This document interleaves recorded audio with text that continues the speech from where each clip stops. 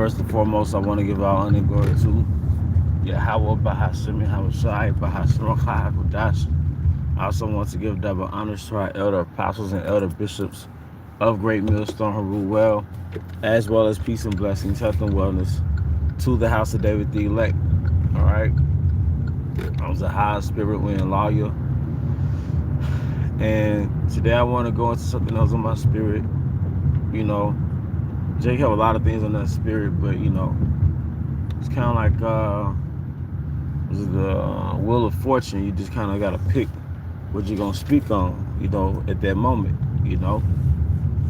But going into how Esau ruined the dynamic between men and women, man. And I remember, I think the apostles brought out this little snippet of Kevin Samuels debating with this woman, and she was basically explaining how the media is the reason why black women are the way they are. And he was just saying, like, black women are the way they are because this is the way they are. But truth be told, the woman was right. And I think that's what the apostles was getting into. The woman was right because the media has a lot to do with social engineering. The media, feminism, all right? Because it doesn't make the news every day does not mean it's not a crisis. All right, the dynamic between the Israelite man and the Israelite woman is a crisis, man. And we go, it's the fulfillment of the curses, where it says how the woman shall be evil eye towards the man, and the man shall be evil eye towards the woman. Like, that's real fucking talk, man.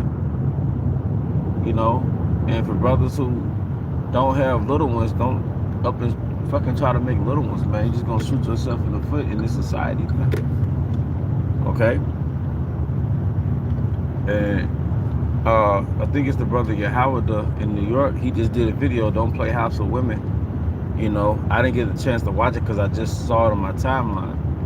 But hey, man, your peace, that's your gift in this society. Your solitude, that's your gift in this society, man. That's your man. But story, I remember growing up, and this was 1999, the early 2000s, man. Before the neighborhood that I used to live in got turned out, all right, and became the hood. But it was a lot of so-called black families in that neighborhood, right? The one thing they all shared was, or they all had in common was, it was more like a conservative background, all right, within all the families. It was a two-parent household, and it was a Mr. and a Mrs. Mr. and Mrs. Young, Mr. and Mrs. Purvis, Mr. and Mrs. Thompson, or Thomas, Mr. and Mrs. Brown.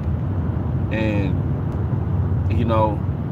it was basically, so-called church-going Israelites, and they had their wives and their children, right? And at that time, we're talking 25 years ago now. Yeah, at least 25 years ago, they were in their mid-30s. But you had the Israelite man and the woman, and they had their little ones. I was neighbors with the little ones. We were all, outside playing or whatever. But that's all something that I noticed. Or it might be a man, a working man. He was a single man, but he had his kids with him, man. And his sons and daughters were grown,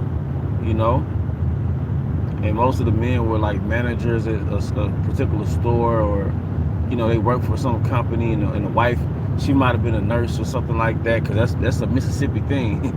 Like the woman's gonna work in the medical field, but they had that structure. This was like 25 years ago, all right? And now that's something that doesn't virtually exist, especially with our generation, or it doesn't genuinely exist, man. It exists, but it's just not genuine, and it's not very common.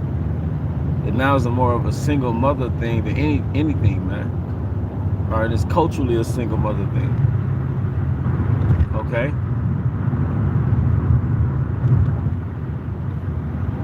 All right? And long story short, all right, that's something that Esau destroyed through feminism, man, and social media. Because now is that it's hard for an average working man to just get this faithful woman, and because one element that's missing is religion. See, they were all more like the conservative, so-called church-going people, but now that element doesn't really exist.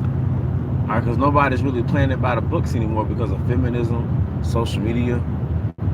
You see, that was like the serpent for Eve, man. So now women are not content with what they have, man. Window is called social media. Also, within that window is open. The world can look at them. So that always creates a means for adultery. All right, and you have certain countries, they've banned social media because they are aware of what it does to household. It's the number one cause of infidelity within the households. It's like a crack to a woman, that attention from other men. But Esau destroyed, Israelite or so-called black unity, man, through feminism. All right, through social media. This man is full of poison.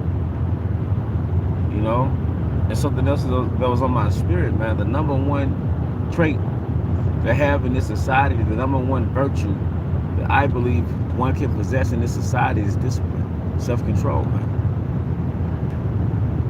And it's a challenge. It's a challenge because we live in a carnival. We live in an instant gratification world, man. Everybody is unhealthy. Everybody is sick. Everybody is overweight. Everybody is addicted to something, man. But that bridge between you and happiness, that bridge between you and peace, at least peace, man, is discipline, man. Even when it comes to being an Israelite man, like, you'll never have enough women, man. You'll never have enough sex. You'll never, So you gotta find your regulator, man, your governor within yourself, your self-government. Because Satan will use that against you. He'll use what's that word? Your vices against you. Anything that could throw your spirit off balance, he'll use that against you, man. You'll have dreams about it just to turn you back on to it, man. Whether it's a sin or not, man. And it's one thing to see, the laws was guidelines, man. The laws of Moses, that's guidelines, but it comes to a point where we have to be seasoned in this knowledge to where we know what's good for us and what's not good for us, man, on a personal level. And take things out of your life that's not good for you, man. Certain things you could be moderate with, certain things you abstain from. That's something that you have to, realize in your journey, man. One elder broke this down, the elder Rapah. And he said, if another brother gotta come tell you about yourself, you've already lost that battle. Now the scripture speak about correction and how good it is to be corrected, to give that opportunity to repent, for sure. And you're gonna get corrected on something in this truth if you're in this truth long enough. And that keeps you humble too and grounded. But he made a very good point, man. Like, if you're not discerned within your own world, if you're not aware of yourself and your inner world and what you got going on, and another brother sees it before you, then you've already lost that battle. This truth is about examining yourself, whether you be in the faith, man.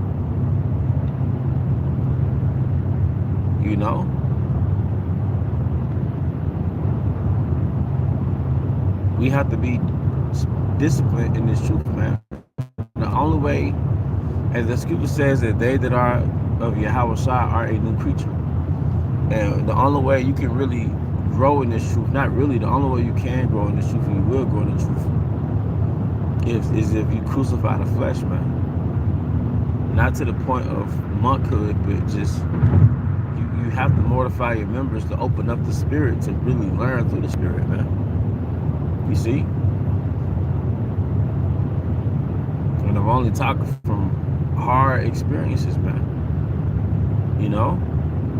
This is a spiritual occupation. This is an occupation in a career, a path, a journey for the spirit, man. You know? And just like there's pleasures in the flesh, there's pleasures in the spirit, you know, that you can experience, you know? Just like I said, there's pleasures in the flesh, there's pleasures in the spirit that you can experience, you know?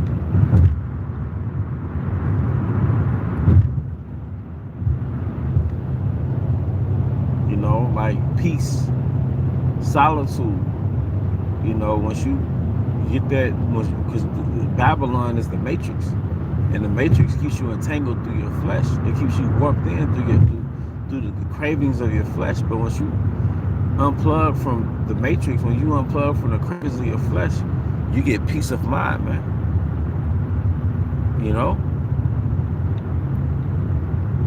it feels good to do good to yourself. It feels good to please the flesh with instant gratification. All right. And that comes with a pleasure, but that also comes with consequences, especially if it's excessive. Then there's a pleasure of doing good to yourself, man. If you exercise, and after you exercise, guess what? You feel good. If you eat clean, all right, you eat clean, you feel good, man. You go to sleep on time, and you wake up feeling good. You go to sleep intermittent fasting, and you wake up feeling good. You drink mostly water, you feel good. Some days you're just gonna feel bad anyway because we are under the curses. Gotta charge that to the game, you know. But there's a pleasure in doing good to yourself as well. It's another high that you get, because basically in Babylon, people they just want to get high. They want that dopamine rush, man. You know, but doing good to yourself, that comes with a high, man. Even reading and getting inspired from the word, man, that feels good. Being around brothers doing a lesson, getting that spark plug in the spirit, that feels good. That camaraderie, that feels good. Sometimes the flesh, hell, Jake not want to congregate, man. You know, not want to fellowship, because they follow for another pleasure, man. You know? But now the true pleasure is Sophia, man. That's the true woman, man. That's the best woman to lust and covet is Sophia, man. You see? Just move after the spirit, you know? But I know the spirit, you know, it does what it does. It moves like the wind. All right? As far as what I was talking about, but, you know, that's just how the spirit moves, man. But I hope that was some edification. Once again, I want to give all honor and glory to Yahweh, Bahasham Yahushai, Bahashor HaHakodash. I also want to give double honors to our elder apostles and elder bishops of Great Millstone, rule well, peace and blessings, health and wellness, and house of the elect. Baba Bao, Kom Yashua, Shalom.